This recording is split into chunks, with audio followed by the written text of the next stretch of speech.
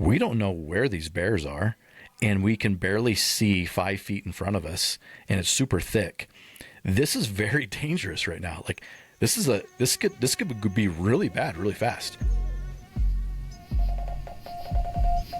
Welcome to the Wild Dispatch.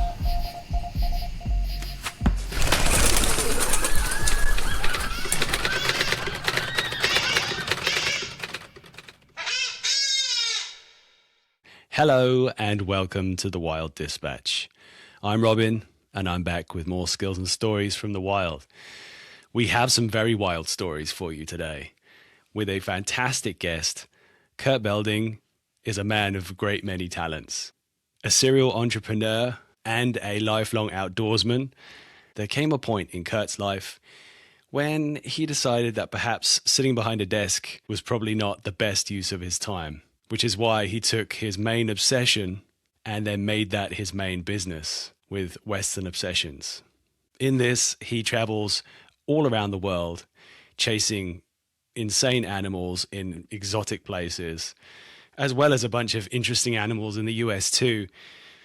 He does this with a camera crew in tow and creates some very gritty and honest, but beautiful footage and beautiful stories about his adventures. Not only that, but he's now turned what was, I guess, a passion project into a successful outfitting business, which means that people who watch his stories can now actually connect and create some of their own too. But Kurt's going to do a much better job of explaining his life, his motivations, and the amazing stories that he's had as a consequence of that. So we're going to jump into the episode right now.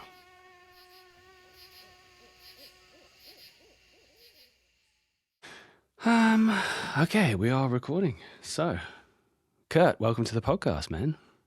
Yeah, thanks for having me on, man. Appreciate it. I'm glad that we managed to make it happen. You've been traveling around a bit, and I guess I've just got back from travels too. So, yeah, I'm glad we managed to make this happen now. So, I wanted to jump straight into a question, if it's okay with you. Sometimes it's fun to just dive in. And correct me if this is wrong, but from the things I've read and researched about you, you've started several businesses.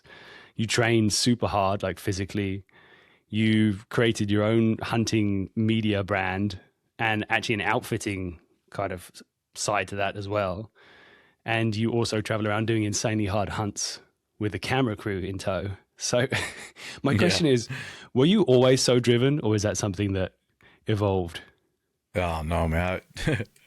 That's super funny because if you ask my parents, hey, was Kurt always so driven, they would tell you how lazy I was in high school. So no, I was never. I think my late 20s or mid 20s I become more driven, but definitely my early 20s and late teens, man, I was a pretty lazy kid. I tried to figure out ways to get by with doing the absolute least amount possible. I always kind of liked working out and fitness, and I was always into sports, so I was always training for some kind of sport or doing some workout, but pretty lazy, dude. Funny. In a funny way, that feels like it really echoes with my memories of growing up as well. Really hard to motivate on something that isn't interesting to you. But if it does interest you, then it gets laser focus. And then that's like where the obsession comes from, I guess. For sure. So then did hunting also start later, or was that something that you grew up with? No, that was something I grew up with. My family hunted. My mom, my dad, my uncles, they all hunted. So I was introduced to that pretty early, actually super early. I have pictures of me. My dad used to run a trap line when I was born. So I have pictures of me at 1 year old, barely being able to walk, running a trap line with my dad, right? Being out in the wilderness. So I've always kind of been out in the wild, out in the wilderness. Super early on.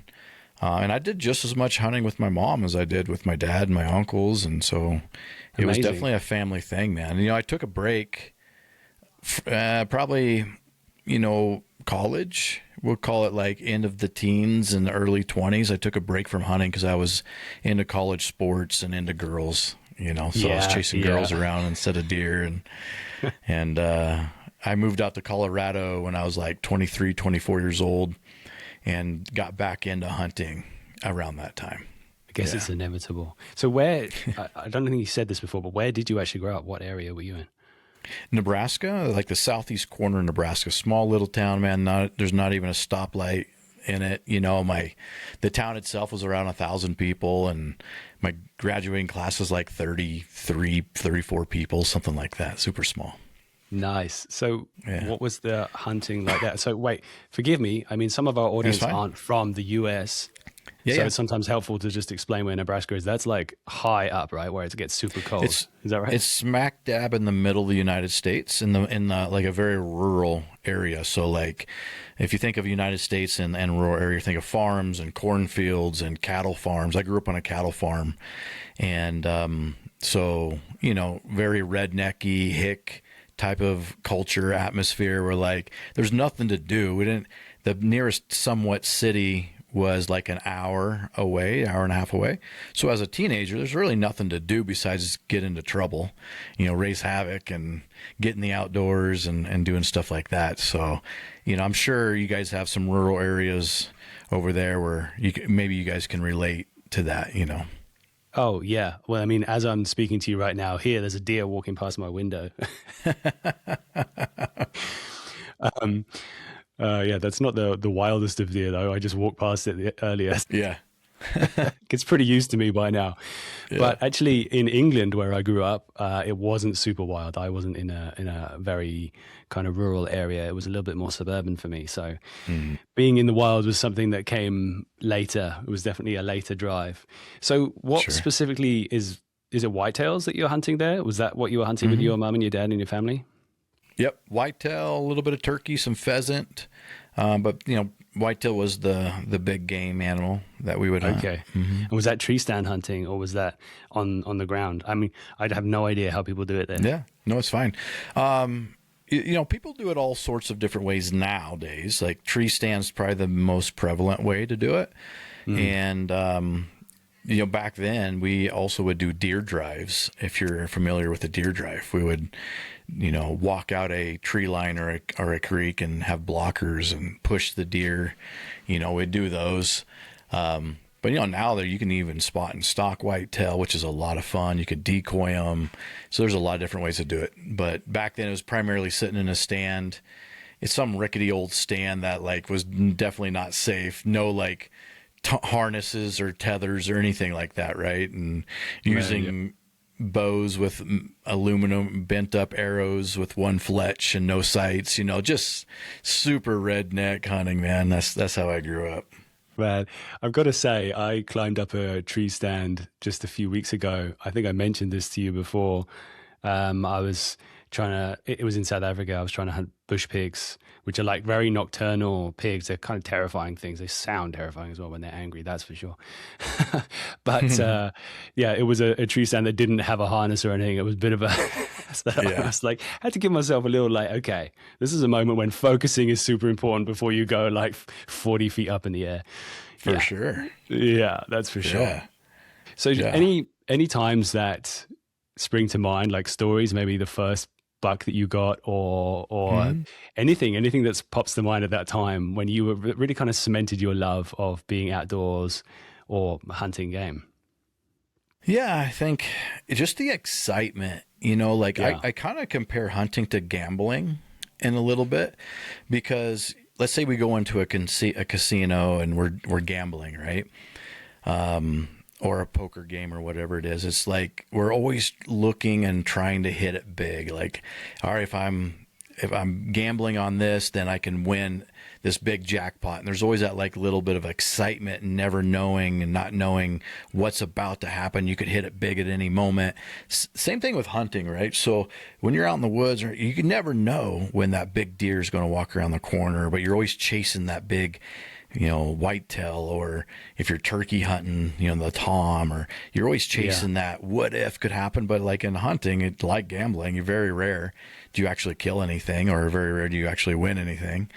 And, but it's the same kind of concept of excitement. So as a kid, I had that excitement of like, even if I didn't go out hunting, it was my dad and my uncles went out, I couldn't wait for them to get back home so they could tell me about their hunt.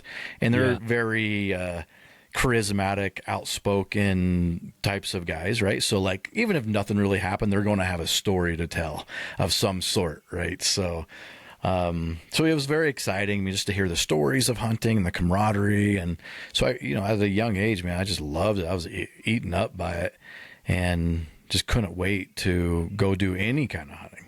I just loved it. Yeah. How old were you before your nagging to follow with your uncle and your your dad? Did they give in? How long was it before you could go out and actually do some hunting yourself? I was sitting in tree stands with my dad and uncle probably by like 6. Wow. I mean, obviously I told this story about like going on my dad's trap line as a baby, right? As a very young kid. And I was always kind of along because I was a pretty good kid, man. I wasn't a pain in the butt at that moment anyway. And when I was a teenager, that's different. But they tolerated me being around. They liked me being around. So I would go along with them hunting quite a bit. But I was sitting in tree stands, and I remember this story. I remember this moment with my uncle. We're sitting in a tree stand, and it's pretty cold, man. And my uncle's getting cold, and I'm shivering. And I'm actually in a different tree than he is, maybe like 10 yards away, not far. And he's watching me shiver, and he's like, "Hey, should we get out of here? Let's get out of here and get warmed up." And I was like, "No." Like, what do you mean get out of here?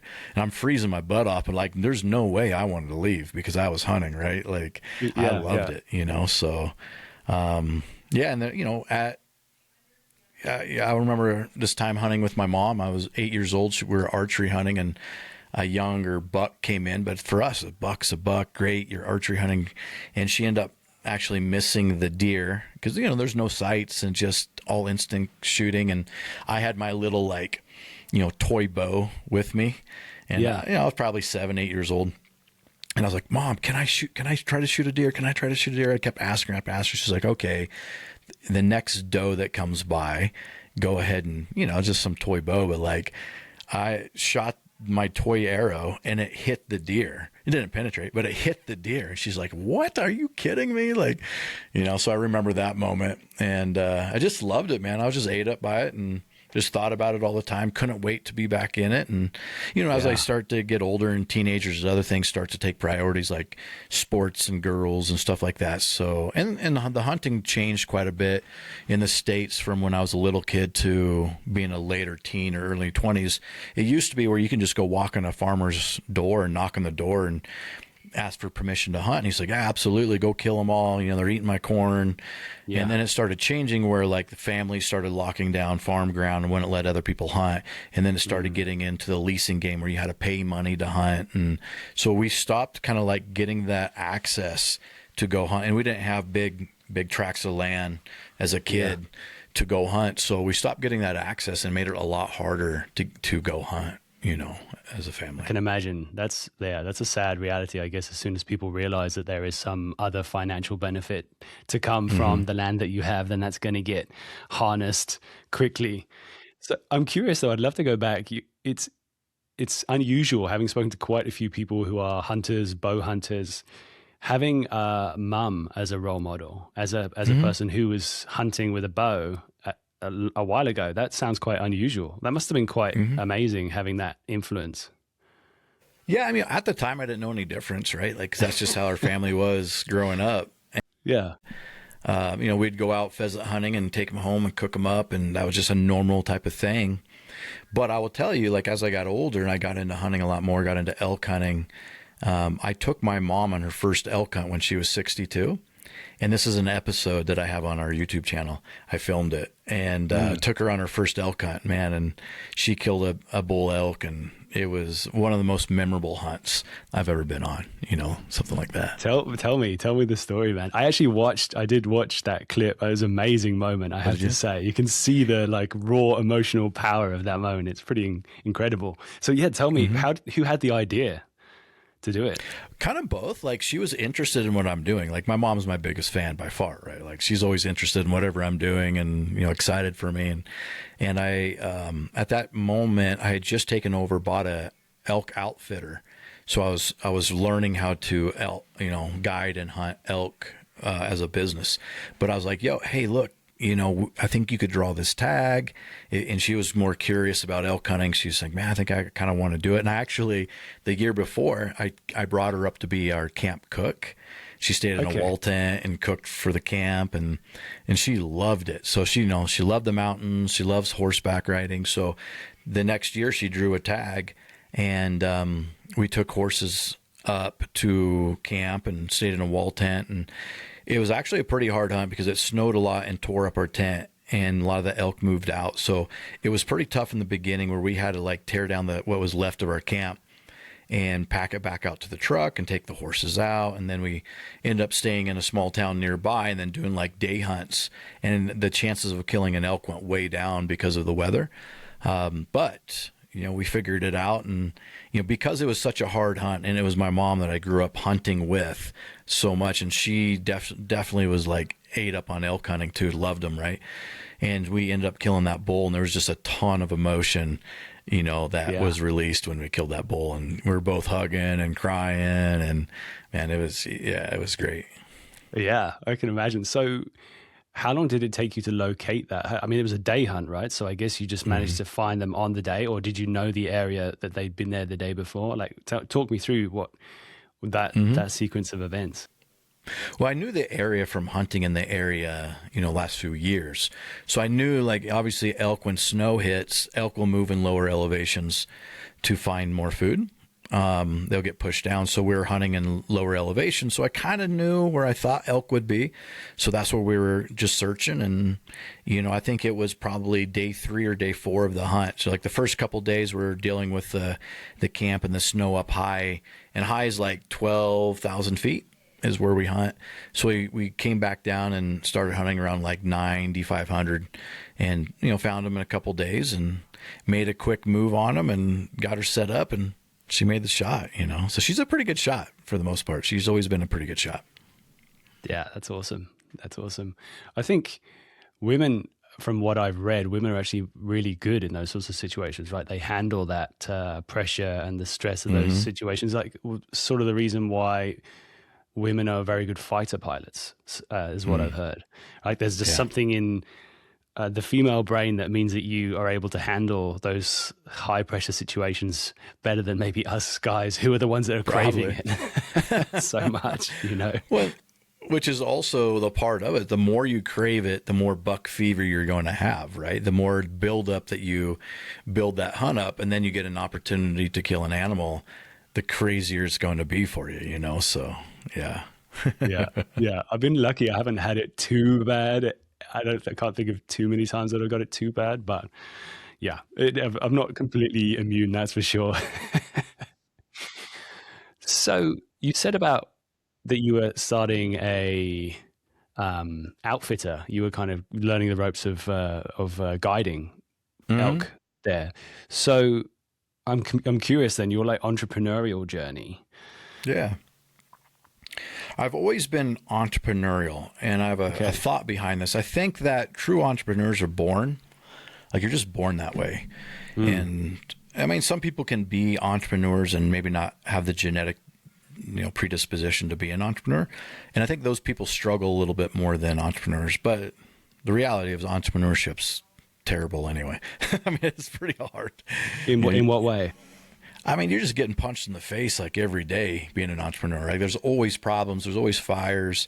And the bigger you get as an entrepreneur, the more employees you have, the bigger your companies are, you're only getting the biggest fires that can't get put out. So like, you're just problem solving all the time. And then the more money you make, the more people want your money, whether it be taxes or lawsuits or like, man, entrepreneur is very hard. And I've always said that if I wasn't born this way, I would not choose to be an entrepreneur because of the difficulty. Like, it seems pretty nice just to have a job and work Monday through Friday and take my weekends off. And like when I'm clocked off, man, I'm not thinking about it, right? Like, that seems pretty nice. But in entrepreneurship, you're never clocked off. You're always clocked in, man. Your mind's always thinking about it. You typically work twice the amount of hours you would if you had a job, right? And the stress is way higher than you had a job. And like, there's always a lot of negative stuff that comes with entrepreneurship. But the biggest positive thing that comes with entrepreneurship is freedom. And that's what I crave, man, is freedom, is not having the boss to ask permission if I can go on a hunt, and creating my own money, right? Like no one's giving me money. I have to go create it. So obviously the freedom, but no, I'm sorry. And I'm deviating a bit from your question, No, but it's like good.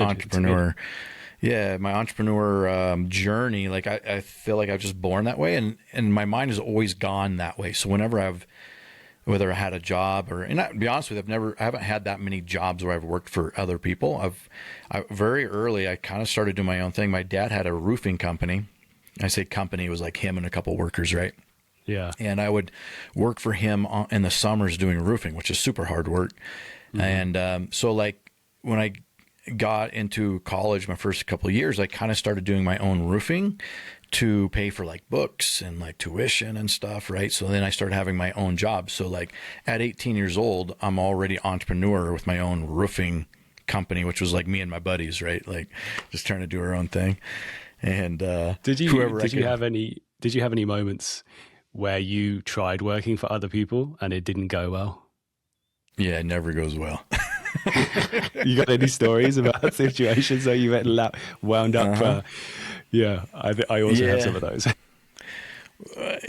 My most recent story. So I'll kind of jump ahead real quick. I'll talk about when I turned 40, which this is a big part of my brand and who I am. I turned 40. I kind of had like a midlife crisis.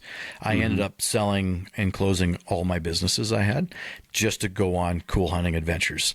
And I had made a little bit of money from selling whatever I could. And that only lasted me so long, a couple years of hunting, because hunting's very expensive, right? That's for sure. And I had to figure out a way to make money in the hunting industry, and I just hadn't figured it out yet. So I took a job doing marketing for a hunting brand. Okay. And I did it for 2 years, and it was like, fuck, it was terrible. It was like one of the worst times of my life. It was, and look, I'm just genetically put together differently. Like it just doesn't vibe with me, like it just doesn't go well when I'm, I don't take criticism really well either. I thought maybe I do. I don't know. But like, when you got a boss criticizing and then you like can't go do what you want to do because you need to be working, and like, it just doesn't go well for me. So like those 2 years was terrible. I finally broke off from that when I was like, just a couple of years ago, man, to be honest with you. I broke off, and then I started picking up traction with what I'm doing now.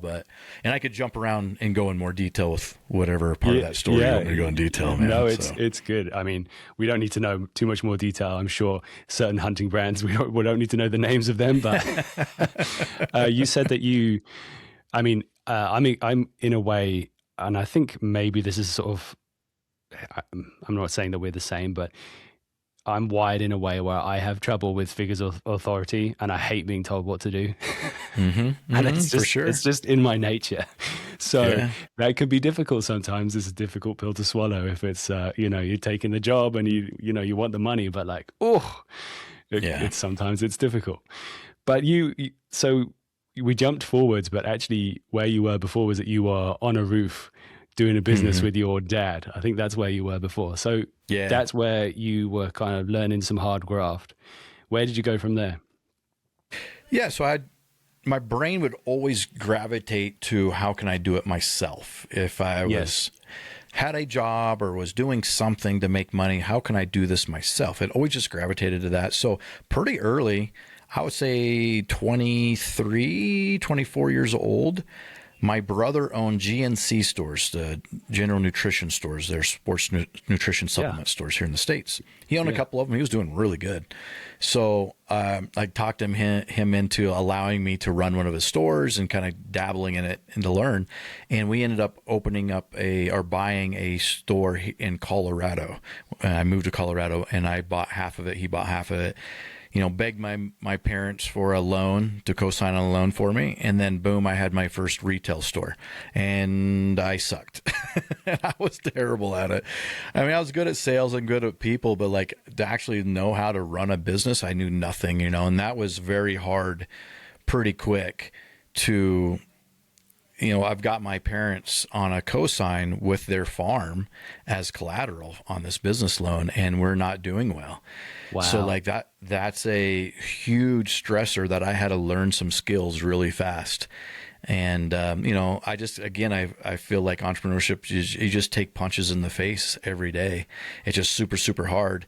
But through that hardship and through things being really hard and just not quitting, you develop some really good skills. You have to, or you die. Like when I say die, I mean, you just go out of business, right? I'm not going to literally die, but just. But it feels like it though. Feels like it many times. Yeah. So you must have a pretty thick skin for those situations. How did your parents, like, did you have some difficult conversations with them in that time when it was like make or break and it was their home on the line? Oh yeah, man. Absolutely. It caused a lot of friction in their marriage, even because my parents got divorced when I was young and my mom remarried, my dad remarried. So I had got the loan from my mom and my stepdad. My stepdad's awesome, amazing guy. But they had to put their farm, like collateralize it with land. So it was my stepdad's farm.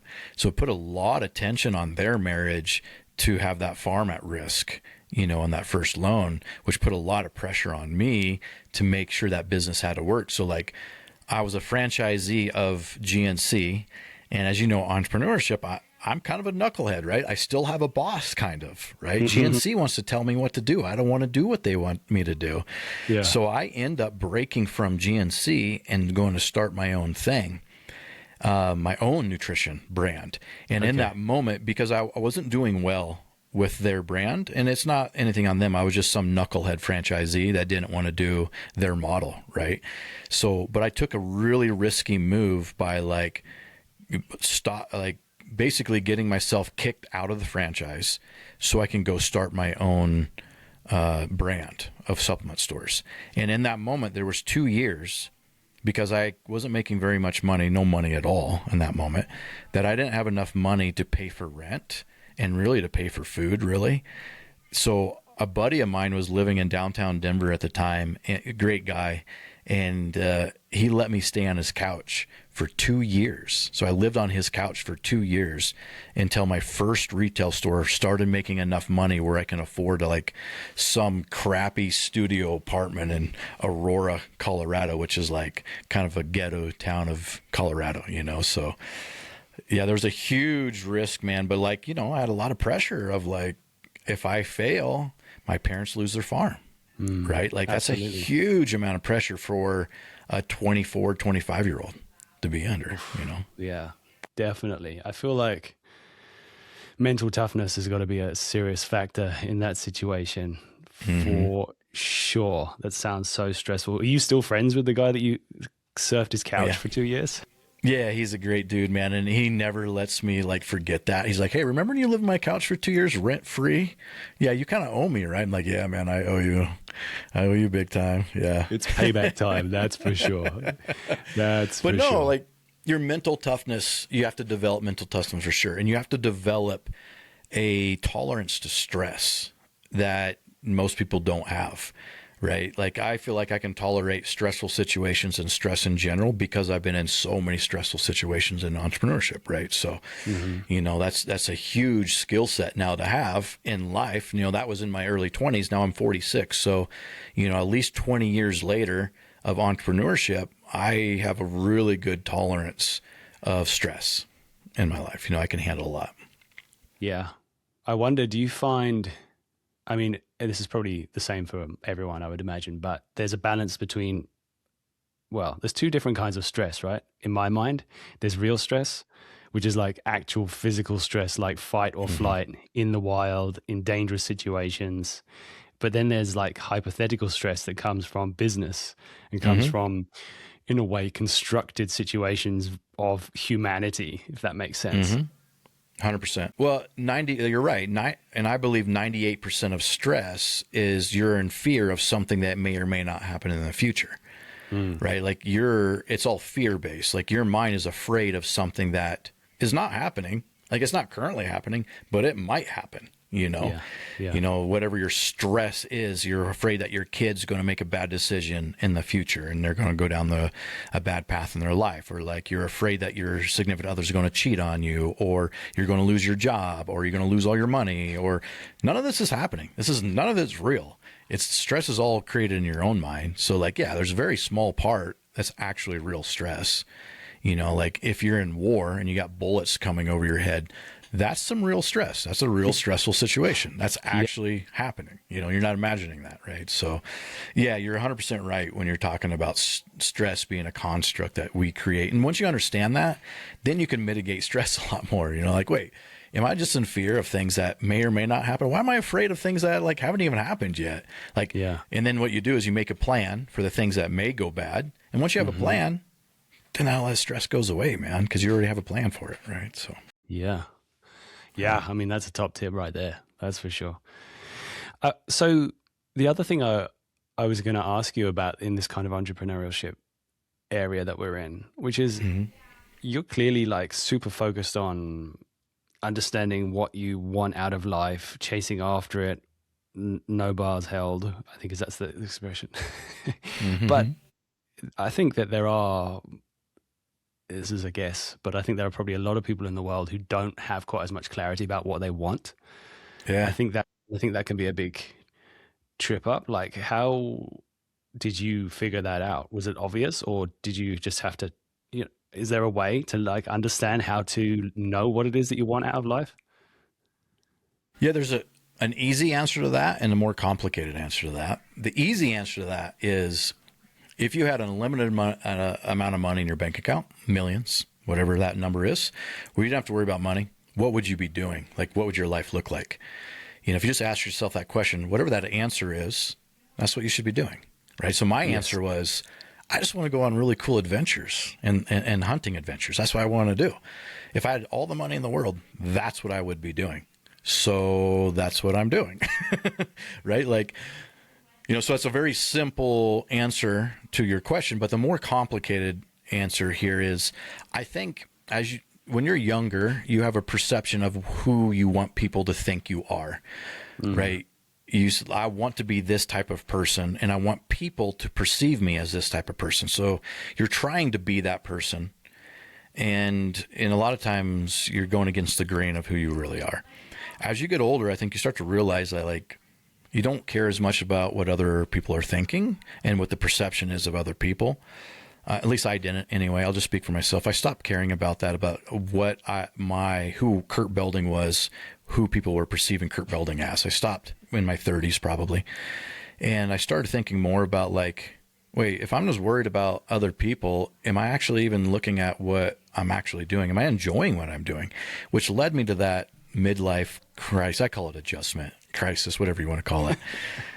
When I hit 40, I was like, man, I want to be, like, being an entrepreneur and a business owner, there's an element of wanting to be the man, wanting to be the head guy, the boss that people look up to as being successful. And you see all these entrepreneurs that are driving flashy cars and lots of money and flying with private jets. And that's all a persona and a perception of what they want people to see and think. So, like, I was born an entrepreneur, but I wanted to be the man, right? So, like, I owned a bunch of businesses.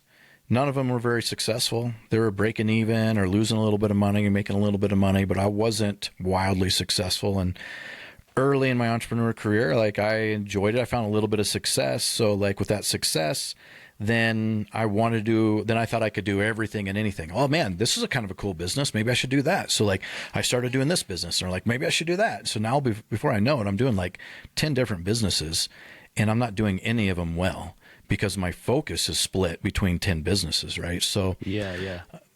And I'm doing it because that's how I wanted to be perceived, as like this entrepreneur that was successful and smart and that had money and was wealthy. And, you know, that's where I thought I wanted people to see me as. But when I started to get a little older, I'm like, man, that just doesn't matter to me. You know, like, I'm running out of time.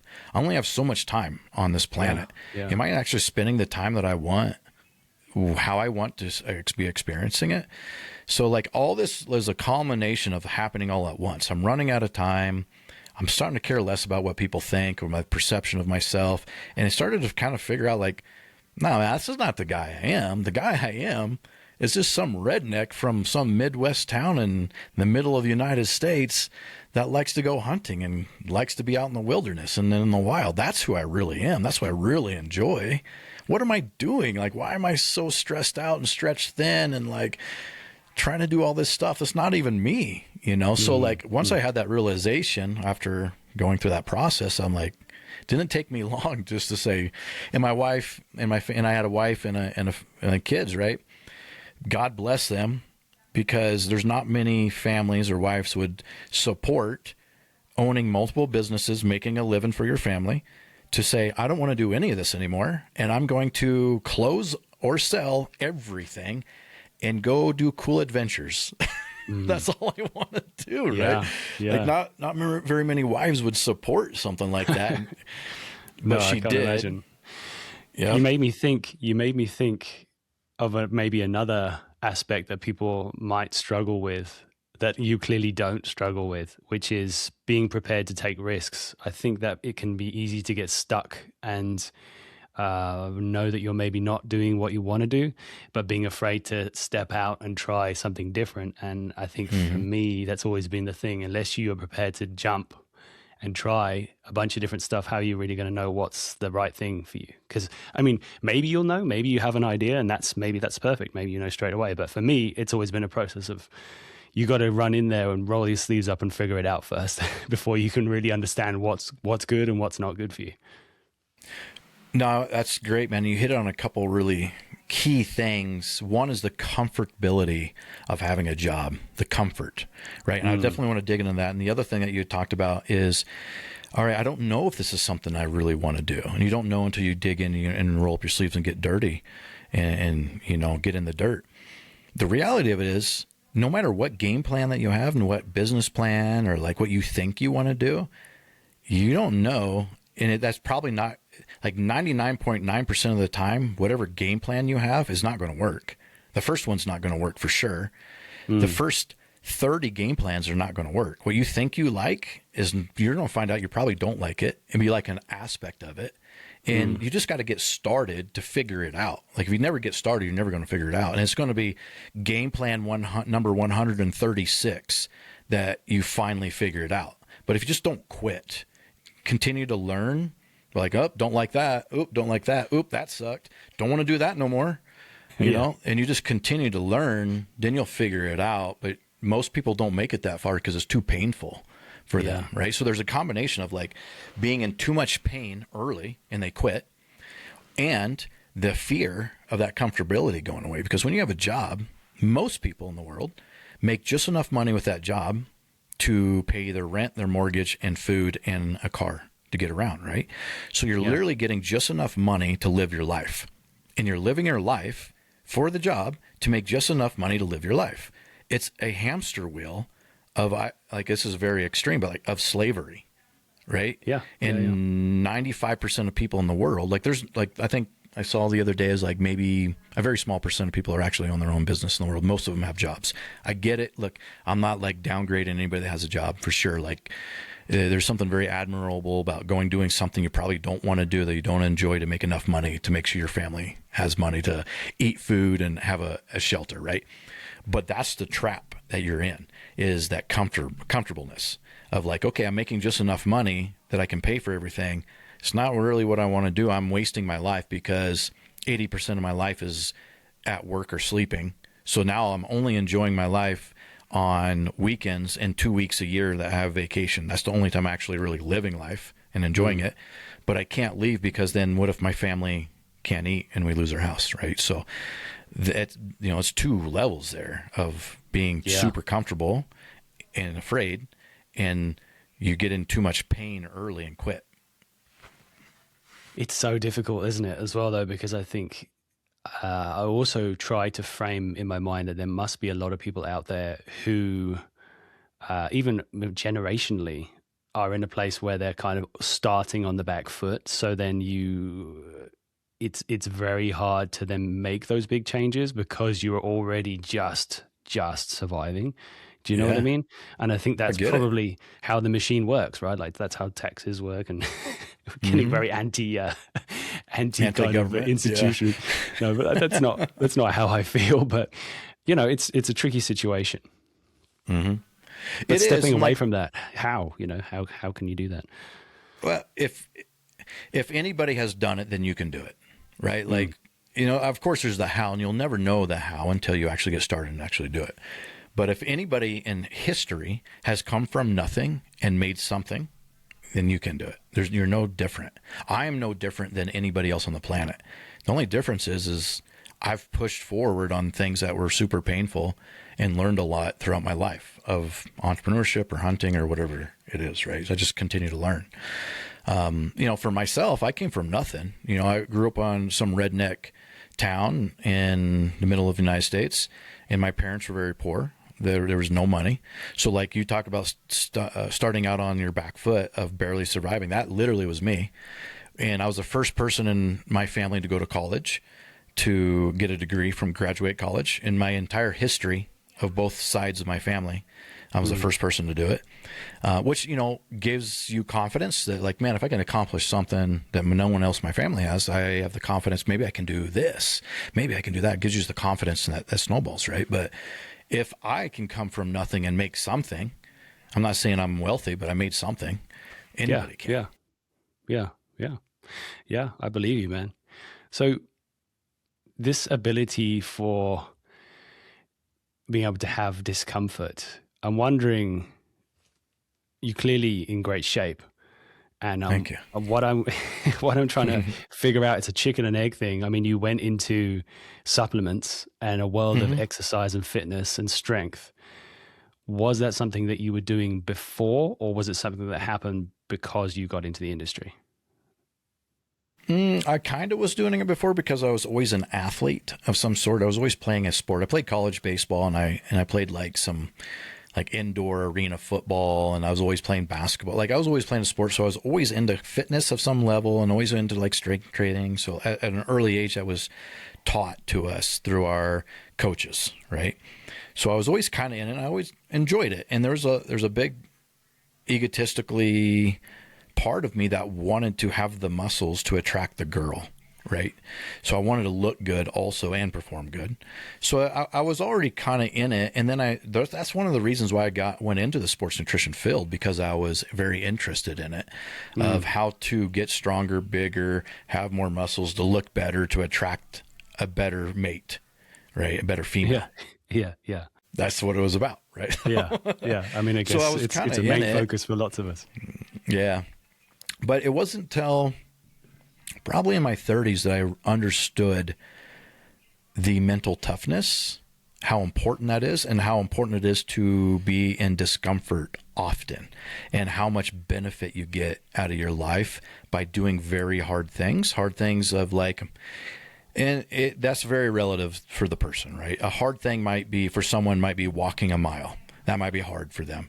Another person might be running a marathon or doing triathlon. That might be a hard thing, or these ultra runs, right? So it's very relative. But to do something that you have like a 50% chance at failing at, and you have to dig deep mentally to finish, that has so much benefit on your life in so many different ways. That's when I started learning that discomfort and mental toughness stuff. Yeah. And then it obviously rolls over into hunting very nicely as well, because that's all about how much you can just keep pushing, right? And until you find success. I mean, there's different types of hunts, right? Like, I could go to a private land with a nice lodge, and we go sit in a stand, and it's nice weather. Like, there's very easy physical hunts. Or there's very difficult hunts, very physically difficult hunts. And I always gravitate towards the physical difficult ones that I enjoy more, because of me gravitating to that discomfort and that doing hard things and the benefit that comes from that, So I guess the question I have is, you've managed to get your nutrition business working in a way which is successful, and you're obviously working very hard. I'm assuming that hunting then, as you had a bit of money, going on those hunts, that was an escape from that world, right? You were able to go and have your adventures, and you like earned that time. But when was the time that you started thinking that you wanted to turn your vacation time into like your new full-time job? Because that must have been a little nugget. Did that happen a long time before, or was it like a sudden moment? Well, I would say that the sports nutrition business, I struggled with for probably 8 to 10 years to make successful. It took me a long time to figure out how to make it successful. And then I found some success in it. And I was always kind of hunting whenever I could get away, but I wasn't paying for guided trips. I didn't have a lot of money. So I was doing it myself and just going off into the mountains and stumbling around and trying to figure it out. Right. So I always still enjoyed it, but it is when I started getting a little more success in business that I thought I could do other businesses also, and I'd be successful at it. Yeah. That's when there was an outfit business that was for sale, and I bought it. I bought it. That's when it started to switch of like, this is my hobby and passion that I enjoy doing. And now this is starting to become a business that I'm making money at. And even that business, it was still a hobby for me of like, oh, I like this business. Let me try it and see what I can do. And I sucked at it and didn't understand the marketing of the business. And it was fine. I ended up selling it for many different reasons, but ended up selling that outfitting business and continuing with my sports nutrition for a little bit until I, maybe another year, 2 years, until I got to a point emotionally and psychologically of like, nope, I don't want to do any of this stuff anymore. I don't want to be in sports nutrition. I don't want to do all these little different businesses. I want to just go on cool adventures. That's all I want to do.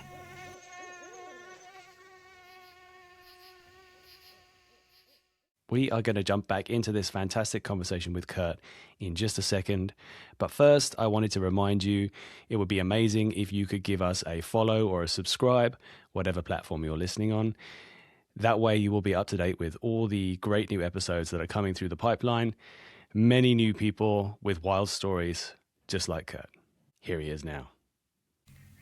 I'm curious then, if you're comfortable answering, if you jumped into something which, I mean, I guess it's probably quite different from what you're doing now, but it is very much in the hunting world and having hunting adventures.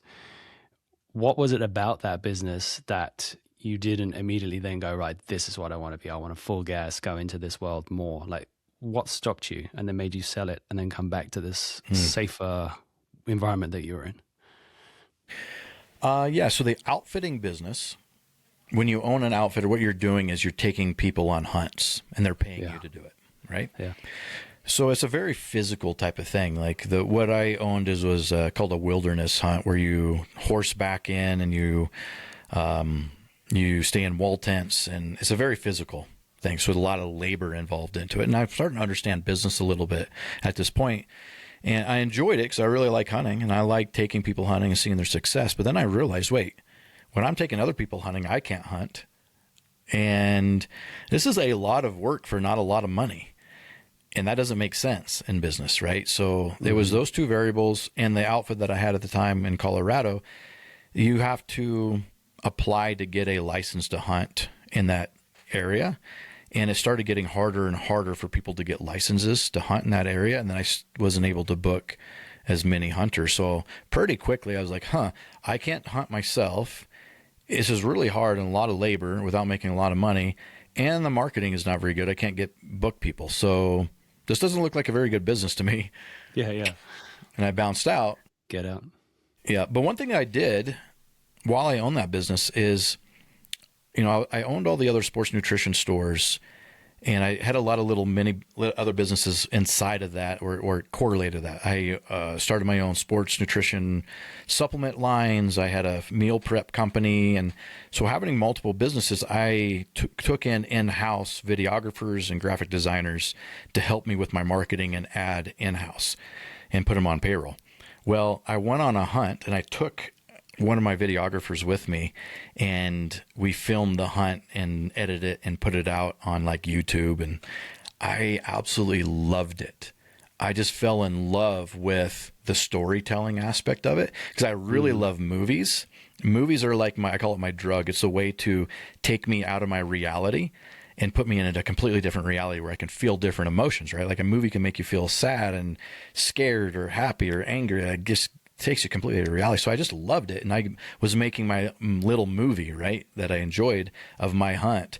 And I just fell in love with it. And that's really the seed that said, oh man, I just want to do this. That's all I really want to do. I didn't know how to make any money at it, but I knew that's what I wanted to do, you know? Yeah. I guess, was it, I'm assuming that the person who was your cameraman didn't have any experience hunting. Were they, because I think that's a whole thing that is tricky, right? Like having people who know what's going on in the wild and are able to still function effectively as a camera person. Yeah.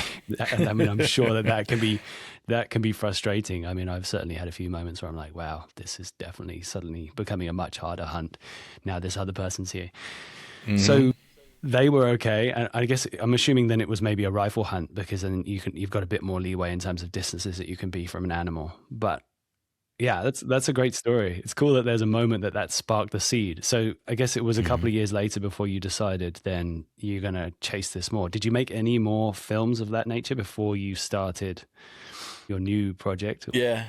Well, I started that project as like a side thing. And at the time, man, I didn't understand this at the time. I'm like, oh, I'll just do this too. And I'm doing all this stuff and none of it well. But I started it and started to film some hunts here and there. I just really liked it. And I thought, so it's already starting to roll, but I was already still doing the sports nutrition stuff, and I owned a gym and, all this other stuff.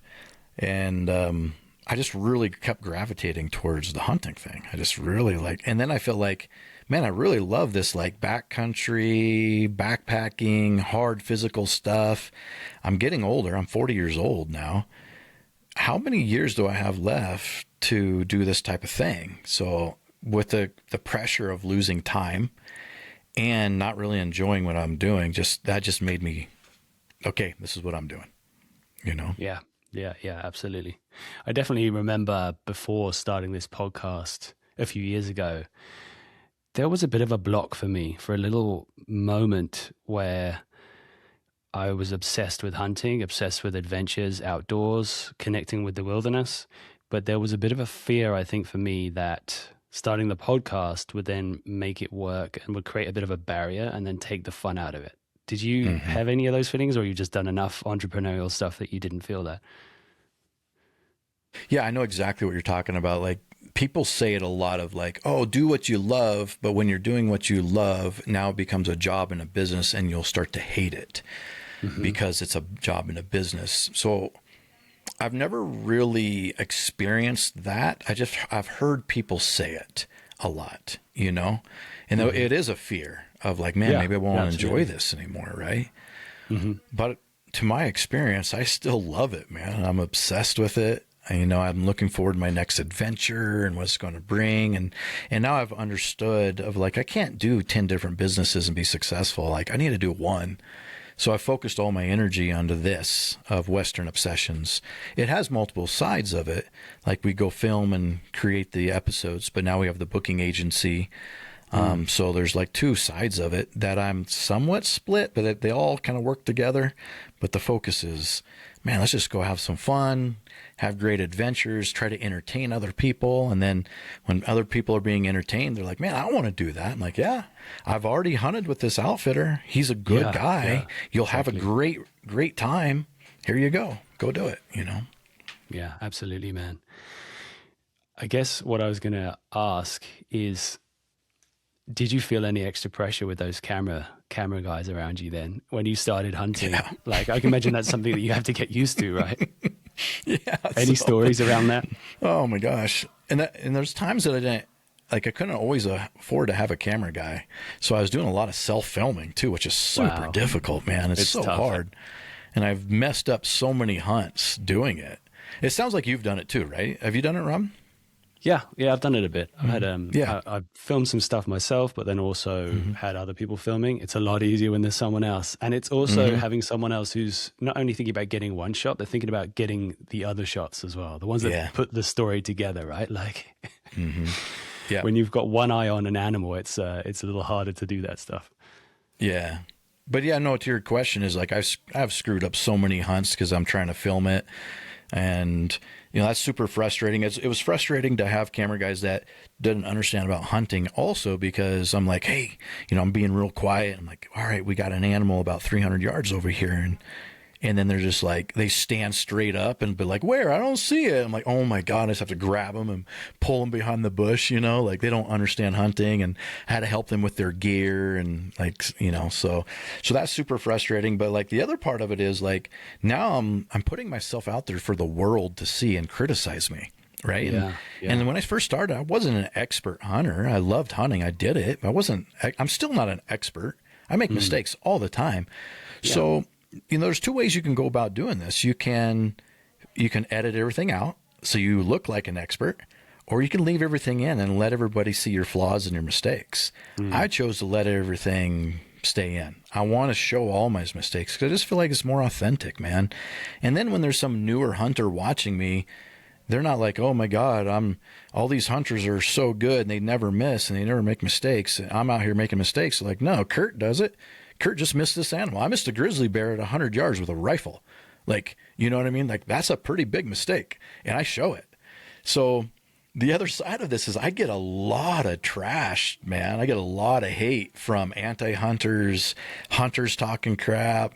Like, I get a lot of it. And then there's obviously on the other side of it, there's a lot of supportive people and they give me all praise and like, but that's another thing you have to get used to when you're putting yourself out there with all the mistakes that you make. Cause I don't edit any mistake out. I don't care what mistake is. I want to show it. This is what I did wrong, you know? So like, that's something I had to get used to. Also, the first time I started getting hate, I was like trying to defend myself online and like talking back to these, you know, keyboard warriors. And like, I'm like, man, what am I doing? Like, and I started to realize like these guys that take the time to write some negative comment probably don't have much of a life. You know what I mean? So they're probably not guys doing better in life than I am, you know? So it's, yeah, I know what you mean. Thankfully, I've not had too much of that stuff yet, but it can be, I mean, it hurts, right? Like when someone says something dumb and it's like, well, what's the point of that? But then also it's like, I think the context helps for sure. Like, this is so easy to just bash away at your keyboard and say something like pointless. It's a waste of energy. But if someone wants to waste that energy, then fine. But then I guess we can choose not to waste energy. So for sure. But it's hard, man. Like, you know, when you put something out and you're kind of proud of it, like, oh man, I really enjoyed this hunt. I hope I'm really entertaining people. Hope they enjoy it. And then someone just makes, you know, not just someone, many people make negative comments of, and it's even hunters, you know, someone that's supposed to be in my tribe, my family of hunters is dogging on other hunters. I'm like, yo, we have enough people that we're trying to go up against, the anti-hunters and everyone, you know, like we don't need to be talking crap to each other like that, you know? Yeah. So. Choose your battles, man. Choose your battles. Yeah. So your outfitting service, I think, first of all, it's a fantastic idea, by the way. Something that I actually toyed around with in my mind a little while ago with my connections with South Africa, but then I see you're doing it and it's amazing. So tell me then if there's been any unusual individuals or people who've like connected with you looking to hunt, anything like interesting on that side that's happened through starting this business? Good question. It's still pretty new. Like we're maybe not even a year and a half into it of me actually doing it. Like I played around with it to see if it was a viable business. Then I was like, I think this can be a viable business. Then I went into it and I really just started pretty heavy, like real heavy in January, and we're in May. So like I'm pretty new in it, but I can tell you one that I saw on your Instagram. Go for it. Yeah. Go for it. So there was something about a little girl who, as far as I understand it, out of the blue decided that she wanted to go hunt animals in Africa. And her family, as far as I understand, that post didn't really come from like hunting or anything, but they're like, oh, how do we figure this out? So they reached out to you and you could set that up. And she went and had this amazing experience. That's pretty wild, right? That takes a lot of confidence for a little girl to decide to do that. That's impressive. Super cool. No, you're right. There is a lot of cool moments like that and just anybody being a little girl wanting to do it, or, you know, a 70-year-old man that's never killed an elk, or, you know, that they just want to experience that in their life. For me to be able to help them have that is an amazing, rewarding thing. You know, and I feel very confident if someone's talking to me, Kurt, this is the experience that I want. I can say, well, I've done it. And here's what I've learned, and here's what I've done in that experience, and here's who I trust to give you a good experience, because there's a lot of demand for outfitters now. There's a lot of people using them, and there's some of them that aren't good. Some of them that I wouldn't trust. And one thing that we do, me and my team, was we actually go on these hunts and vet and test it out first, right? To make sure that our clients are going to have a good experience with it. But yeah, it feels great and we check in before the hunt and after the hunt. And so, before the hunt, I'll call, say, hey, good luck. Here's what to expect. Remember this or whatever. And after the hunt, I'll say, hey, how'd the hunt go? And they're so excited and they had a fantastic experience. And yeah, it's super rewarding to be able to help people in that realm. Yeah. And also probably useful. You're getting some extra data points from their experiences too. So you can learn some things from that too. And yeah, how the experience went for them. For sure. So something else I wanted to ask you about is physical and mental fitness, preparedness before going on these hunts. I'm sure you're probably doing this all year round, traveling around and doing these things. So you've got to be in good shape. What kind of stuff do you do to maintain fitness? And hunts are different, right? If you go to South Africa, that might not be as a physical hunt, because you're riding around in a high rack primarily, and you're spotting them, then maybe getting out of the truck, making a little stock, or sometimes you shoot from the high rack. Like, it's not that physical, right? But some hunts are super physical. And like what I said earlier in this podcast, I just gravitate to that. I really enjoy it. The harder the hunt, man, like, the more I love it. Like, if I'm driving down a road and there's an animal that's 500 yards off, but the quote unquote same animal is 5 miles off over a mountain, I want to go after the one that's 5 miles off over a mountain, right? Because it's just more value there. I just enjoy it more. But yeah, to your point, to your question, sorry, is how do I stay in shape? It's not, I guess, man, I've been in fitness forever. So when I say like it's not hard, I guess to the average person, it would be hard. Yeah. But here's things that I do. I try to run on a pretty regular basis, because when you're hunting more physical hunts, hiking is very prevalent. So your legs need to be in shape, and the muscles that need to be in shape are stuff from your knees to your toes, right? Those type of muscles. So I will do quite a bit of running, and I'll ramp up my running towards a hunt that might be harder, like a backpacking elk hunt, archery elk hunt. That's a very physical hunt, one of the most physical hunts. So I'll ramp up my running before I do that, but I'll for sure run a mile every day.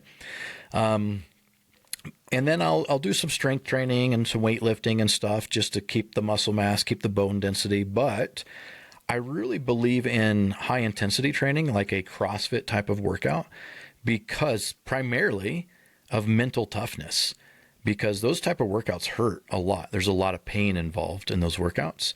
And if I can keep the pain away and keep my mind off of it and keep pushing through the pain to finish the workout, I can do the same thing when I'm on the mountain, because a lot of these things you can't train for. If I go on an archery elk hunt, I can't train to go hike for 5 hours straight, climbing from 10,000 feet to 12,000 feet. You just can't train. You just can't train for it, right? You need that mental toughness to do it.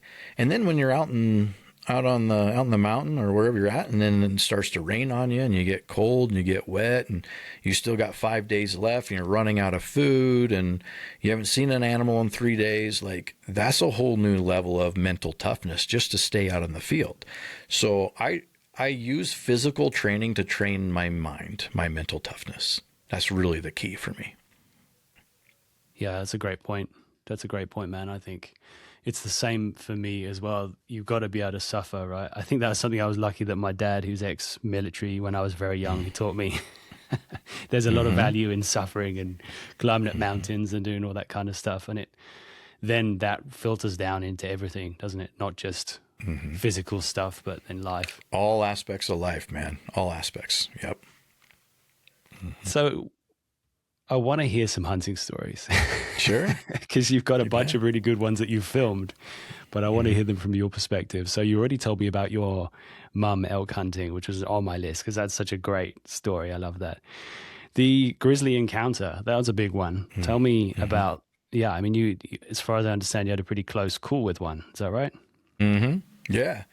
Yeah, for sure. So I'll kind of just give you the whole, paint the picture here first. So, I got connected with a guy in Alaska that we wanted to come vet his outfit and see how it was. So the plan was to do an archery grizzly bear hunt, which is like, for me, is like, that's the most masculine thing you can do, right? I'm going to take a bow and go kill this thing that can kill me, right? Like, super fun. Easily. You know? Yeah. And beautiful. Alaska's beautiful, man. We're in the most beautiful scenery, and it's not a physical hunt. Like, we're not hiking all over miles upon miles a day. You really just kind of go to a glassing knob and just glass as much ground as you can glass every day until you find a bear that you want to go after. So it wasn't a physical hunt. It was more mentally challenging, like, because in springtime in Alaska where I was at, it doesn't really get dark. Like, the sun doesn't fully set. So we would start glassing around like 8 a.m. after breakfast, and it'd be like 1 o'clock in the morning, and we've been glassing all day. Wow. And I'd be like, hey, his name is Ray. Ray, when do we sleep, man? When do I get to go to sleep? So, a lot of hours behind the glass, which I enjoyed, to be honest with you. But, yeah, so I think it was like day 6, maybe, we spot a couple grizzly bears, 1.5 miles, 2 miles out, make a move on them. And I got a bow. My guide, Ray, has got his like grizzly bear gun, like a brush gun. And then Packer's got a gun. And then it's me and my camera guy. Me and my camera guy don't have guns. Like, they got guns. We don't need guns. I got a bow. But as we're getting into their territory, we're probably a couple hundred yards away from the last time we saw them. We don't see them anymore. And we're going through these like huge alders that are way above our head, and they're super thick, right? And we're trying to get through and going through very quietly. But then it dawned on me, I'm like, wait, we're in grizzly bear territory. Like, we knew they're here. We saw them. We lost track of them, obviously, as we were putting on the stock. We don't know where these bears are, and we can barely see 5 feet in front of us, and it's super thick. This is very dangerous right now. Like, this could be really bad, really fast. And like, that fear starts creeping up. It was the first time in my life that I felt that fear of like, oh, this animal I'm hunting could kill me, like, pretty easily. And we're in a really dangerous situation. I've been in dangerous situations before. It's usually weather, or I'm cliffed out, or like doing something dumb, but not in this moment, right? And I'm just holding this bow that's not going to do anything to this animal. So I'm feeling that fear a little bit, and we keep moving and keep skirting and slowly move along, trying to find them, and we end up finding them. They're sleeping in this little bowl, little patch of like grassy knoll area.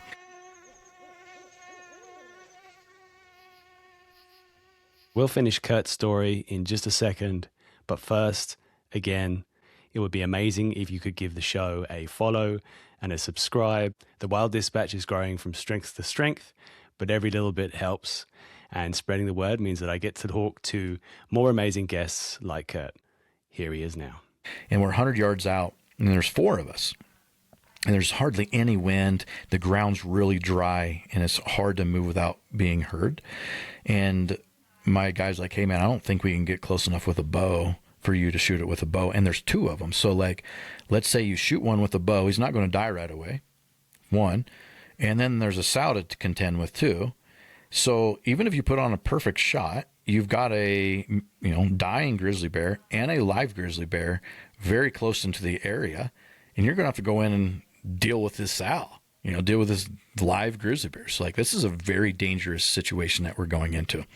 So we made a decision to use a gun.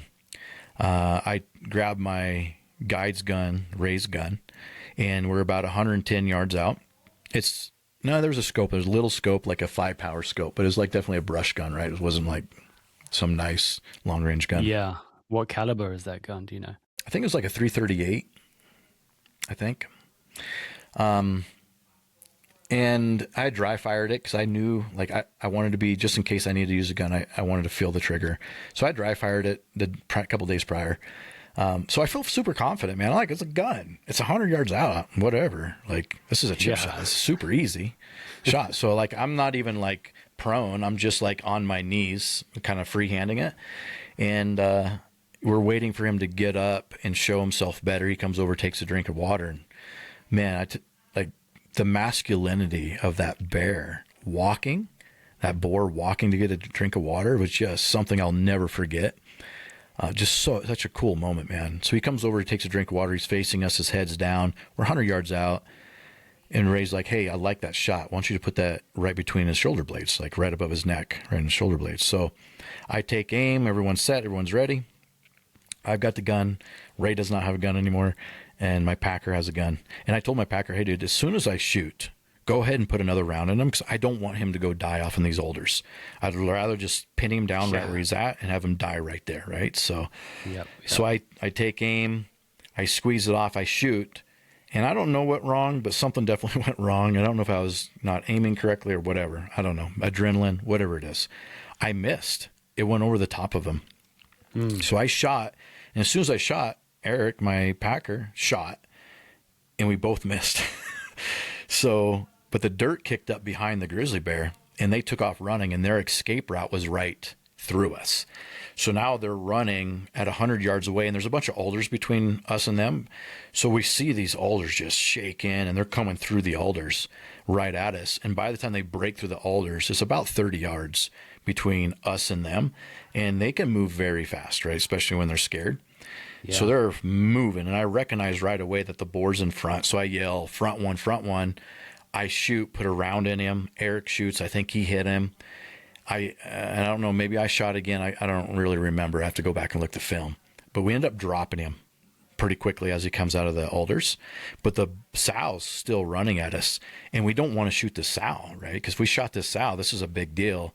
Now we're going to have the game and fish involved. There's going to be an investigation. And even though if we're in the right, it's still a huge mess, right? So we don't want to shoot this sow, but she's still running at us.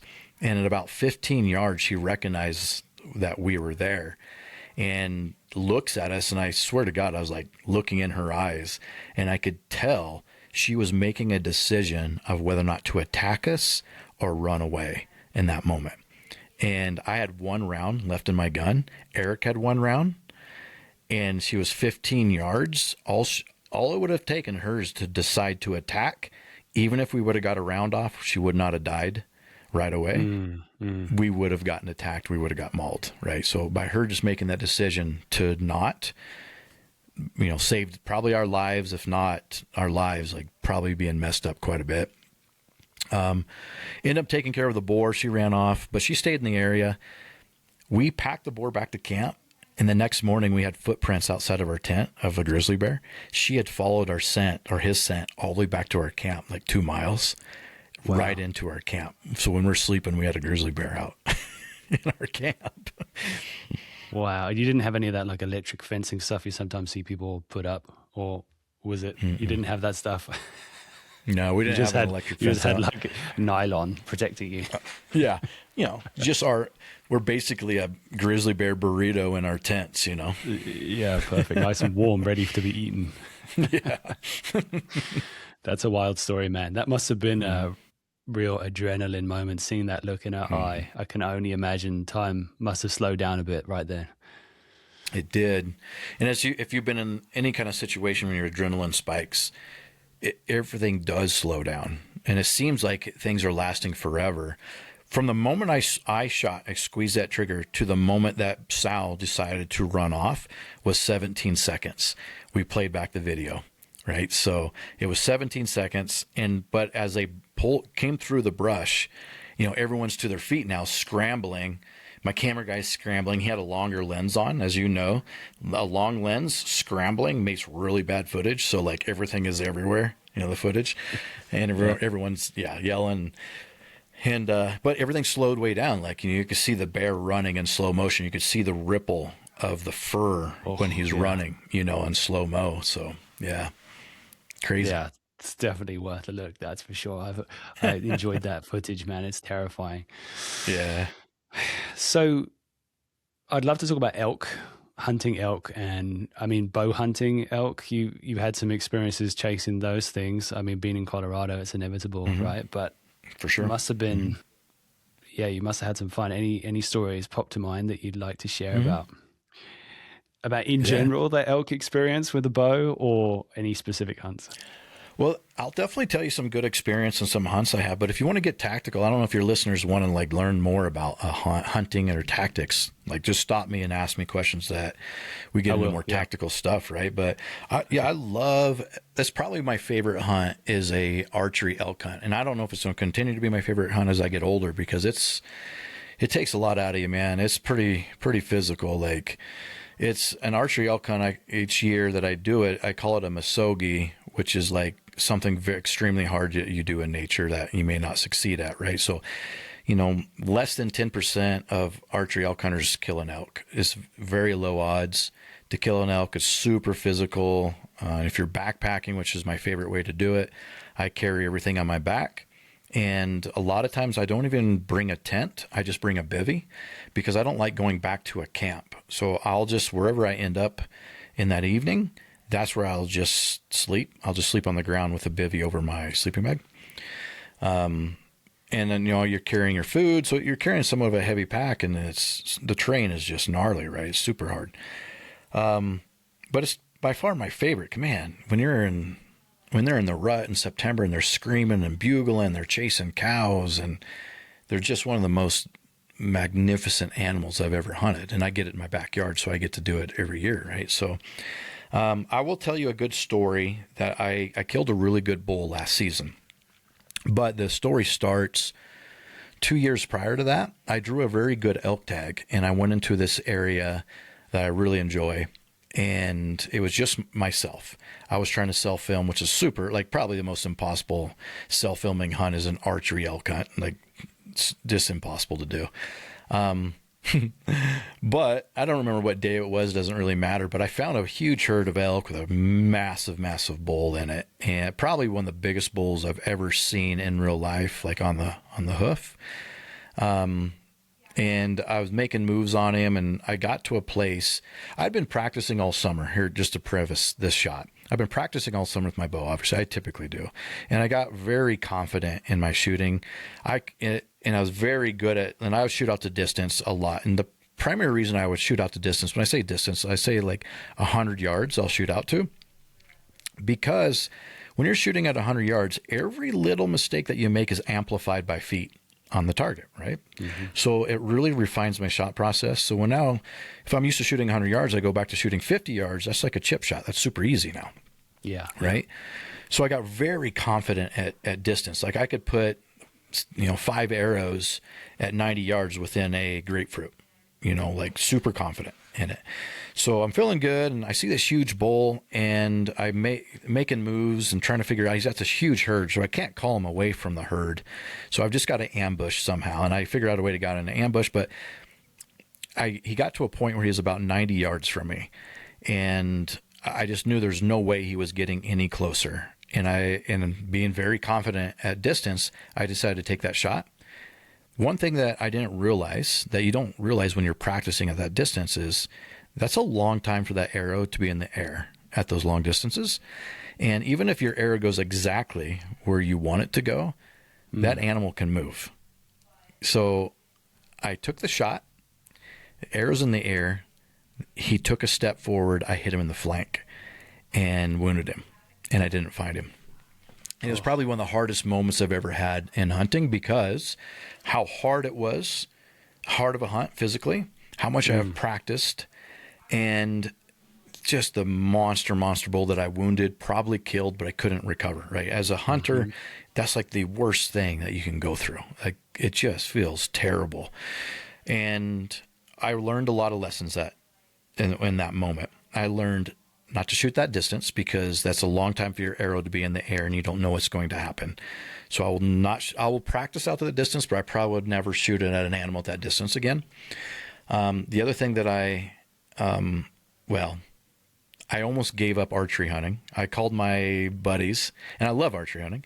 I'm like, look, dude, I am done. Here's what happened. Buy all my equipment. I am done bow hunting. Because if I had a gun or a muzzleloader, probably would have killed him and not wounded him, right? Yeah, for sure. That was my mindset at the time. So I was pretty emotionally messed up on it. And I didn't archery elk hunt the next year. I was still kind of jacked up on it. And then a year after, I drew the same tag for archery hunting. And I'm like, all right, man, I got to get back in the game. Let's try this again. So I went in the same area, same drainages, same tag that I was 2 years prior to that really bad experience. And I ended up killing a really nice bull by pushing through some really hard stuff, man. Like me and my poor camera guy, we went down into a hole and we thought, let's go down in this hellhole, and we're only going to be down there a day. So let's just bring down a meal and some snacks and hunt. We were down there 3 days, dude. With no food. And so like it was super hard hunt, man, but I ended up killing a really good bull, not as big as bulls as I had wounded 2 years prior, but like a really good bull, which built my confidence back, kind of like a redemption thing. And, you know, so it was kind of that full circle moment of, you know, finding archery hunting again for elk. Dude, I can totally, I've only had a couple of seasons archery elk, but it's so fun, isn't it? And it is heartbreaking. You're right. Like it is that intense suffering. The first year I decided to just I took 3 weeks and just went out there with my backpack, and I met up with a few buddies and we hunted together a few times, but also I was just out on my own as well. Mm-hmm. And the work and the constant suffering of just keeping pushing is so incredible. I was so drained afterwards, but you know, I mean, so nearly, I was 25 yards from an elk, but there was just a tree in front of its vitals. And it's like the hard lessons like that, right? You had the screaming bull experience charging down the mountain, but, you know, I thankfully didn't make any, well, I mean, you know what, like I learned I could have probably taken a shot because you can get away with moving a bit more with animals in America. I think I learned a lot being in South Africa, hunting there. So I kind of have that in my mind. And it's funny, right? Like you learn some things and think, okay, South Africa has trained me well. But there are some elements where you're like, this thing's looking at me. There's no chance I can move whatsoever right now because it's going to run away.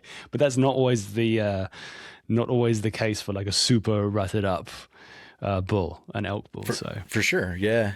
Yeah. You can get away with a few things, man. And that's in that moment where you're 25 yards from an elk, it never goes as planned. It's not like it went perfectly how you drew it up and like how you target practice. Like it never just goes right. And there's always a moment that you have to do something out of the ordinary to make that happen, to make the kill happen, you know? Yeah, right. That's something I've got to learn up there, is making that choice in the last seconds just to seal the deal. Mm-hmm. But still, amazing experience, that's for sure. Like, I mean, I think first of all, they're so big. They're so big. The thing big. came in, I saw those like antlers come in, and I'm like, whoa, this thing is massive. I think it was like a 5x6, but it was a big bodied one. And geez, I think there was a bit of awe in a moment there as well. So. Yeah. Well, then you kill one and then you're stuck with the problem. How do I get all this meat out? Right. Oh, for sure. Yeah. Then the work really starts to happen. I mean, a friend of mine shot one in a similar area to where I had that experience a year before. Actually, he was on the podcast, Kiefer. And it took him 3 days. He was on his own. It took him 3 days to pack the thing out. It's like so much work. So much work.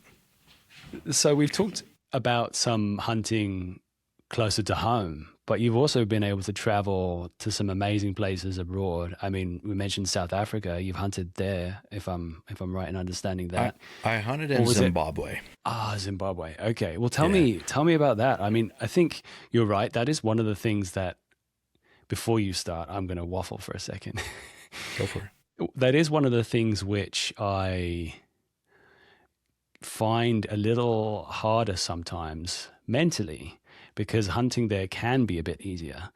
There isn't the private land, there isn't the public land, put everything in a backpack, take care of yourself for like a week in the mountains as much. It's harder to get that kind of thing because the hunting industry is very much built around paying customers, you're giving them like a luxury experience. And that's the kind of market, I think, often is the case. But there are some of those experiences that can be had. And it's only through my family connections and friends that I've made that you can get out into the mountains and do harder stuff.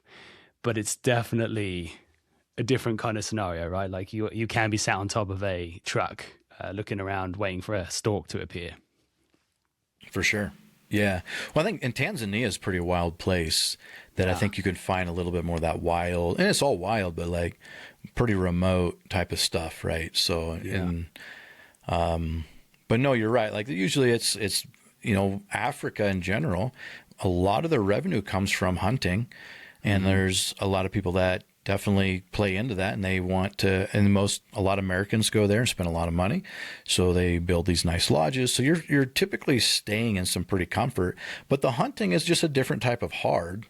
When I hunted in Zimbabwe anyway, it was just a different type of hard of like, okay, we're going into some of these estate blocks and we got to find a mature whatever animal we're looking for, which is a difficult task to do.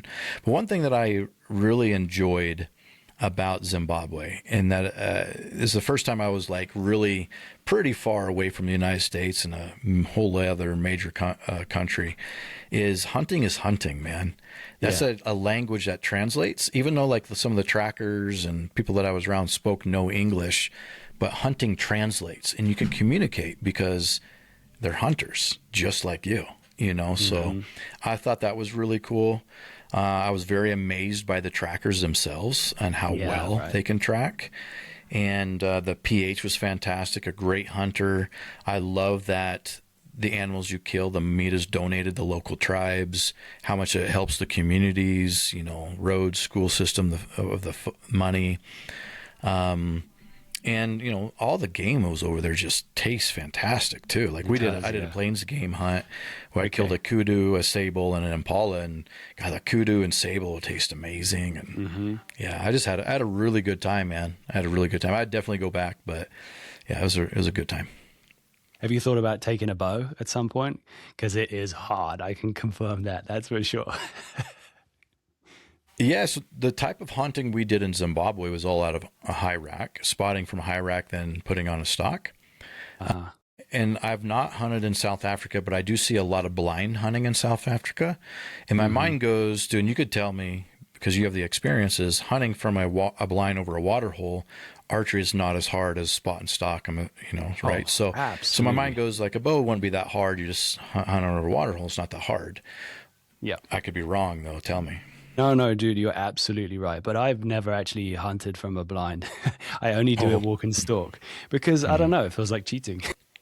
Yeah. You've got to, it's the biggest, and in the way that we talked about before, right? Like making things really, really hard is where the achievement and the goal of like succeeding when it finally happens, that's what makes it so much more powerful. So walking around and actually seeing a kudu, or like a group of kudu before they see you in the bush, and then being able to make a move in on them and actually shoot one is like, like if you actually pull it off.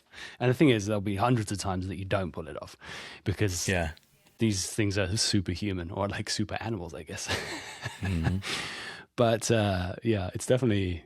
it's definitely a pretty incredible thing. But if you ever fancy getting over there, I mean, you've got loads of connections anyway, but I know some folks over there that are really incredible walk and stalk bow hunters. So yeah. Well, and that's the whole goal when you're spot and stock hunting, right? Like that's the whole trick. Like I think when maybe people that don't hunt, one, they don't maybe quite understand what we're talking about when I say spot and stock is like, you're not sitting waiting for the animal. You're going out finding the animal and then making a move. And like, that's true hunting, especially with a bow. But it's the variable of seeing them before they see you. So that is the game right there. And that's when I first started bow hunting pronghorn, spot and stock, that was my goal. Like if I could just see a pronghorn before they saw me, that's a win, man. I won. Right. It's so hard. Yeah. So hard. The other thing that's difficult about being in Africa as well is that, and this sounds like maybe a bullshit thing, but it's like there are a lot of animals. There's a lot more animals in general. I mean, like density of animals per square mile or whatever it is. You've got to really have a thing in your brain where you're like, okay, I've seen this animal. This is how I'm going to make a move. But the whole time, obviously they could move somewhere, but there's probably 3 or 4 other animals that you're going to cross paths with. And if you mess up not seeing them, then they're going to blow out the whole valley. They're going to run and everything's going to run anyway. So yeah. Yep. That's exactly right, man. It can be super hard, hey? So the last place I wanted to ask you about is New Zealand. I've never been there. You did some cool hunts there, right? Like what's that like? Yeah, I just got back from New Zealand. I went there in April. Yeah, Okay. in April. And beautiful, man. I went to the South Island. The South Island has a lot more like public land. So a guy like you, I think you would enjoy the South Island more than the North Island. Okay. And the thing about New Zealand, when people think of New Zealand, they think of red stag. And they think of these massive red stags, just genetic freaks with just antlers coming out everywhere, right? Mm-hmm. And what people don't quite understand is that's not a free-range stag. That's an estate stag. Yeah, Which yeah, yeah. we call high fence stag, right? So there's a lot of that in South Africa, like estate stuff.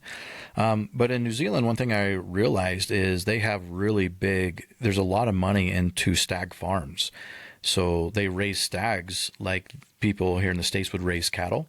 Mm-hmm. And there's a lot of money into the meat and a lot of money in the velvet. So what happens is when a stag becomes old or older of age, they get turned out into the estate that's the hunting estate. So it really kind of turned me off of hunting a big state stag because I'm like, oh, that's just someone's cow that they put out there, right? So yeah. that's one thing I had to learn, as I went over there. But without that, that's the only negative thing. The positive thing, there's a lot of free range stag in New Zealand. They're not as big. They're like a 5x5 bull elk. And beautiful, though. They're amazing animals. So you can do some really cool free range hunt. The tar and chamois hunting is fantastic. I didn't realize how big a tar was until I killed one and walked up next to it and like, holy cow, these things are massive and weigh a ton. Oh my God. Mm-hmm. The chamois is a very small animal, but the tar is massive animals. It's such a cool place to do a hunt. It's not super expensive to go over there and do it yourself because there are no tags. You don't have to buy a license or a tag. You could just go hunt, and you can hire a helicopter transport to like fly you into remote areas and drop you off. So it's pretty accessible for a DIY type of guy to go in there. Now, if you want to have more, obviously, chance of success, you hire a guide that knows the area, knows exactly what to do. And you may want to do that your first time until you kind of understand the area. But I really enjoyed New Zealand. It was a lot of fun. The terrain was pretty amazing. I've been on a mountain goat hunt, which is supposed to be one of the harder hunts you can go on. The tar hunt I went on was harder than a mountain goat hunt. Very difficult. The terrain was very difficult. We were in public land, mountainous region area, but the undergrowth was super thick, pretty hard to get into, very steep mountains, not tall mountains, but very steep stuff. Mm-hmm. So very hard terrain. The only other thing that sucks about New Zealand is the flight over there is terrible. Yeah, long, right? Yeah. But I guess South Africa is kind of the same, or like, I guess it would be the same where you went. It's a long travel. I guess the time of year where you were, because it's Southern Hemisphere, it would have been kind of the end of summer, right? Or actually getting into like fall, getting more wintry. So if you're at elevation, that was probably quite cold, I'm assuming. Yeah, it was. I mean, the first 3 or 4 days was pretty rainy, so cold and wet. But the weather broke, and we had some nice weather. But it was very similar to archery elk hunting.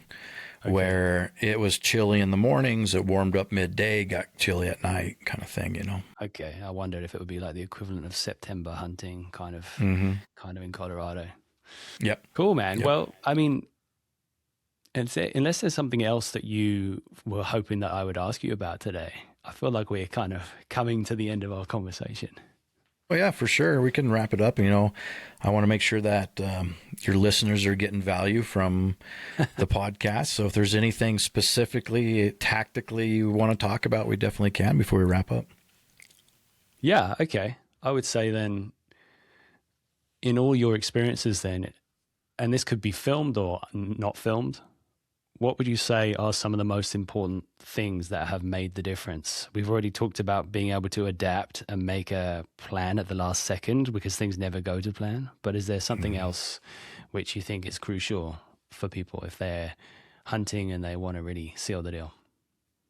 Did you like a specific type of hunt you want me to talk about? I guess let's talk about American species. So maybe elk. Yeah. In general, the longer you can stay in the field, the more success you're going to have. So whatever that looks like, right? If you're not doing a super physical hunt, but you don't stay in the stand very long, you're probably not going to see very many animals, right? If you're leaving the stand because it's starting to get dark and you want to get a head start on walking back to your truck or whatever, you might miss the big deer or whatever you're hunting coming out at last light, right? So, or vice versa in the morning. If it's too dark, you don't want to hike into your area because it's dark out early in the morning. Well, that's the prime time to be hunting, is right as it get light, right? And you got to be set up and like that happen. So staying in the field is probably the number one thing. So like, getting into different North America species, we'll talk about elk, staying on the mountain, staying in the field, super important. And things to do to stay there is you got to have good gear. You got to stay warm. You got to stay dry. If you get wet and you get cold, your hunt's done. You're not in the field anymore. If you're saying, oh, I'll wait till it warms up a little bit, let the sun break, and then I'm going to hike to the glassing knob, you've already missed most of the animals. You're not going to be successful.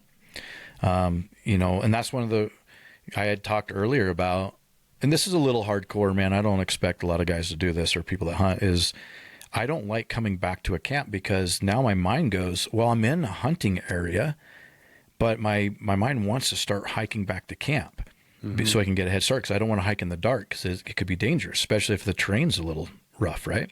Yeah. So I want to start moving before it's actually dark. Well, that's not good for hunting, right? I'm missing some prime time there. So that's why I really like to just whatever I put in my pack, what I need is with a bivy, and then wherever I end up, I'm going to stay till dark and finish my hunt and then sleep right there. I don't hike back to a camp. My camp is wherever I end up. So that little tactic helps me out a lot. Some other things is hunt smarter, not harder. I talk a lot about the physical aspect of hunting, but one thing I haven't talked about is glassing. When I first started hunting, I couldn't sit still, man. I was like a fart in a skillet. I just wanted to go hike around and experience this and explore this ridge and go over here. But that's not good hunting. Good hunting is getting an advantage point and getting on your glass early in the morning and the evening and finding the animals that you're looking for, right? Staying on your glass until you find the animal. Once you find the animal, then you can make a move and go hunt. So, I guess the biggest point tactically is staying in the field and hunting smart, not being a fart in a skillet, walking everywhere. I like that term. I'm going to use that. Do it. So you said you mentioned being in the bivvy and having that setup. I love it. I think I'm going to start doing that more myself, because I also have felt that pull at times. Usually it doesn't keep me from leaving until after dark, but you end up having some long hikes back in the dark and then long trips back in the morning. Yeah. I'm sure the same thing goes for in the morning, right? You're right. in your sleeping bag, it's warm, it's cold outside, and you're like, God, it's dark. I know I have to hike for an hour to get back to where I was at. It's hard. And you just don't want to do it. But if I'm already there, I'm in my sleeping bag until almost daylight, and then I throw my shoes on real quick and I'm hunting, right? Just roll out, yeah. So I'm assuming then if you have everything in your backpack and you're able to just keep pursuing animals, there must have been some close calls or moments that you get caught in bad weather when you are out in the field and in a very exposed situation. Anything that spring to mind? You've tempted me now with another question.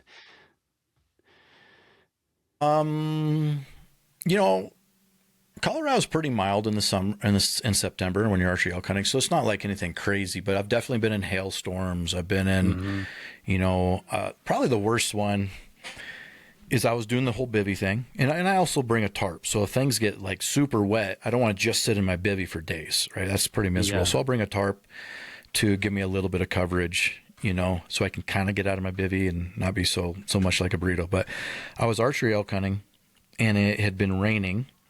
So I was hiking around the rain, but it had been raining on me for a couple days. So it got to a point where, and I didn't want to stop hunting. I'm not going to stop hunting. I'm not hunting the rain.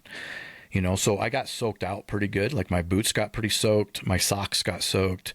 And so that rain had stopped, but I was wet. I'm not going to quit hunting. So what I did was, and I learned a lesson here, and this would be a good tactical lesson for you and your audience, is I'm like, man, my socks are soaked. I'm going to take my socks off so I can be comfortable when I'm sleeping in my sleeping bag.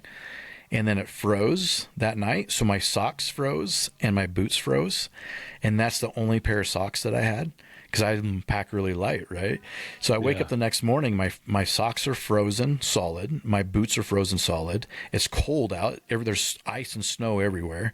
And like, man, if I ever need mental toughness, it's in that moment to say, am I going to stay in my sleeping bag and call the morning off, or am I going to figure it out and hunt? So what I did is I pulled out my jet boil and turned it on and unthawed my socks and warmed them up, and then just threw them on and then stuffed my feet in the boots, frozen boots, and just eventually they started to thaw out.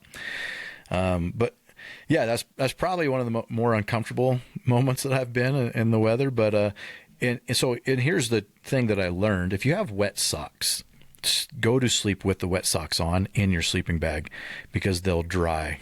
Your clothes will dry overnight, right? It might be uncomfortable for a bit, but they'll dry and you'll be fine. Yeah.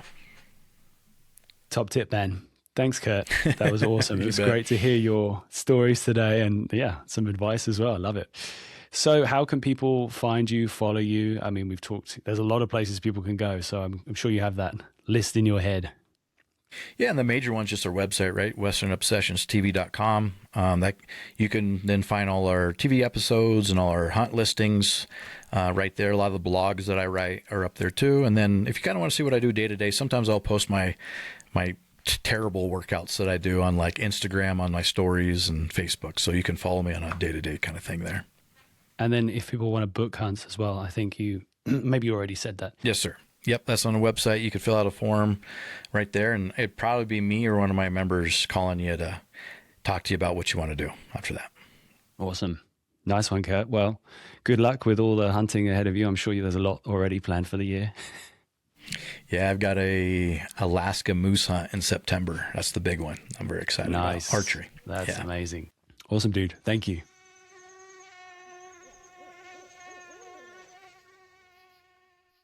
Right. That's a wrap on another amazing episode. A huge thank you, Kurt. It was amazing to get you on the pod. Thank you for sharing your stories. I'm glad that you managed to escape in one piece. And I would love to have you back on if you have any more, of which I'm sure there will be many, incredible encounters with wildlife out in the boonies. For everyone listening, thank you for being part of this journey. I'm sure that you are following or already subscribed wherever you're listening, but if not, now's an amazing opportunity. Also, if you have time, it would be fantastic if you could just hop over and give a 5-star review. It goes a long way and really helps with the algorithms, means that we get to talk to more incredible guests like Kurt. Once again, head over to Western Obsessions, check out the YouTube, check out their website. I've added those to the show notes. There's some amazing stories on offer there. Also, if you want to make some of your own, get in touch with Kurt and his team. You won't be disappointed. Right. That's all from me for now. Thanks again for listening, and until next time.